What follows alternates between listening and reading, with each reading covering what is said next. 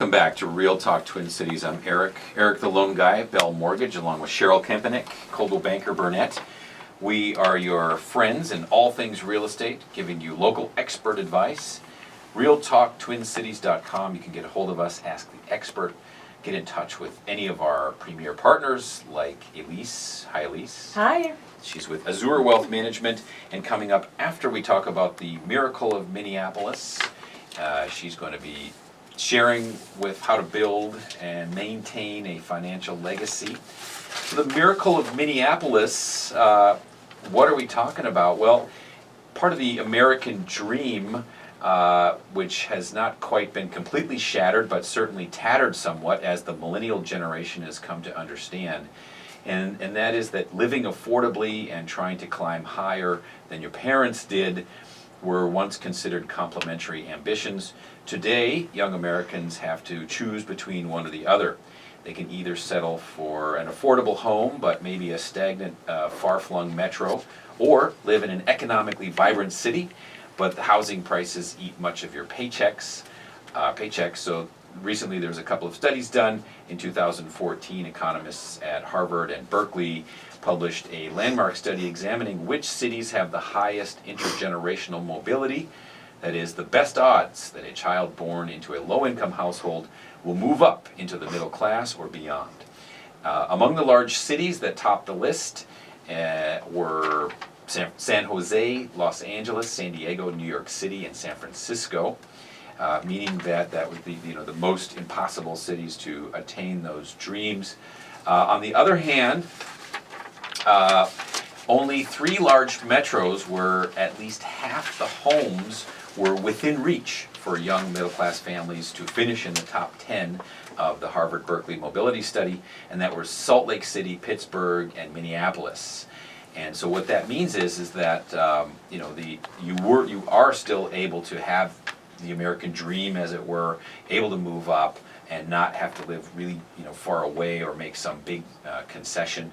The Minneapolis-St. Paul metro area is richer by median household income than Pittsburgh or Salt Lake City or New York City, Chicago, Los Angeles, and that's among residents under 35. The Twin Cities place in the top 10 for highest college graduation rate, highest median earnings, and the lowest poverty rate, and that's all according to recent census figures. And yet, according to the Center for Housing Policy, low-income families can rent a home and commute to work more affordably in Minneapolis and St. Paul than in all but one other major metro area, and that's Washington, D.C. And perhaps most impressive is that the Twin Cities have the highest employment rate for 18 to 34-year-olds in the country. So that is the miracle of Minneapolis, or at least part of it. Great news. I mean, just to recap, no other place mixes affordability, opportunity, and wealth as well as the Twin Cities. Mm-hmm. That's exciting news, especially for a millennial like you, Elise. Yep, and it's also good news for mom and dads out there that still have their kids living at home. Time to If they get out, you have no excuse. Yeah. Right? Not in Houses this are metro. affordable. Not in this metro.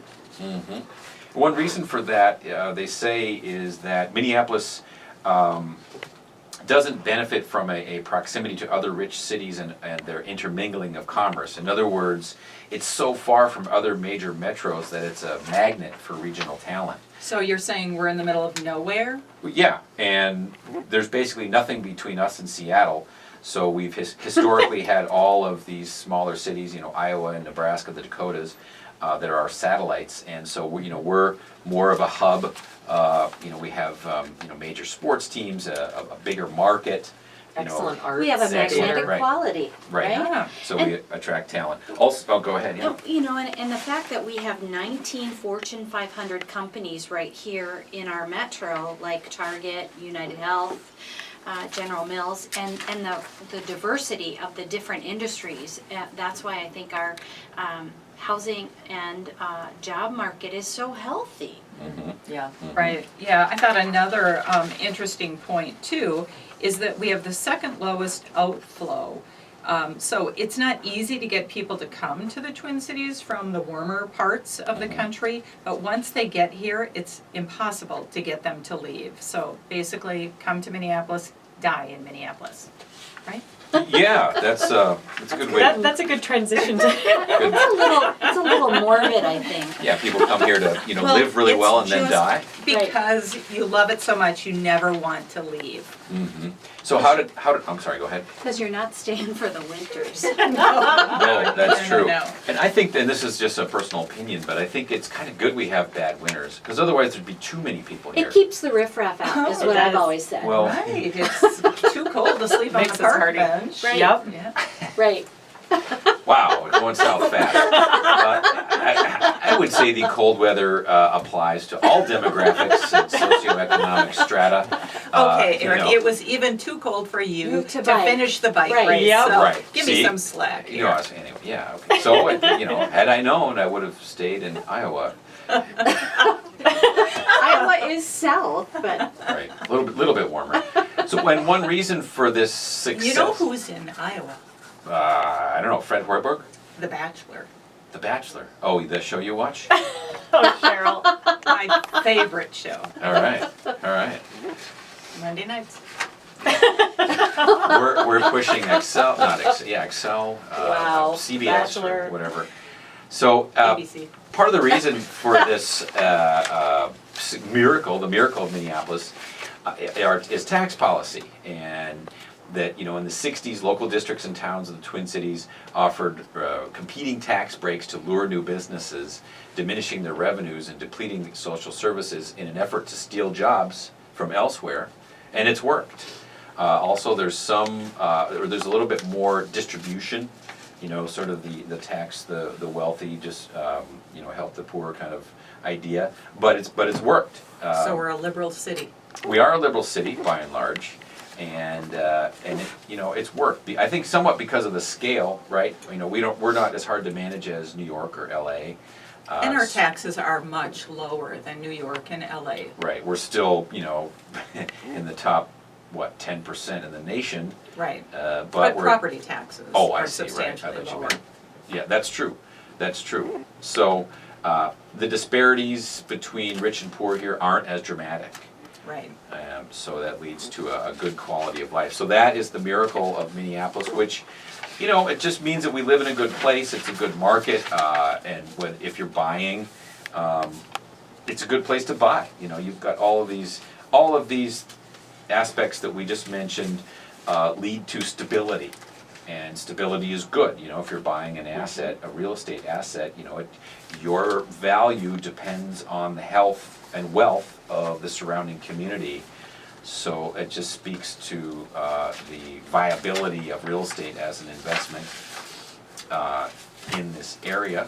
And speaking of investing, we can all use sound advice. Elise is here, once again, our premier financial partner, Elise from Azure Wealth Management. So I know that you often talk about creating a legacy, and that's got many facets. And what's on your mind today, Elise? Well, Cheryl's remark about moving to Minnesota and dying here was actually very close to home.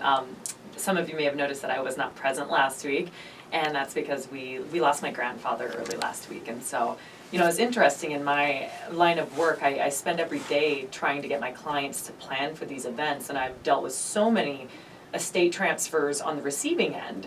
But this marks my first death claims, and it happened to be both of my grandparents in the last 6 weeks.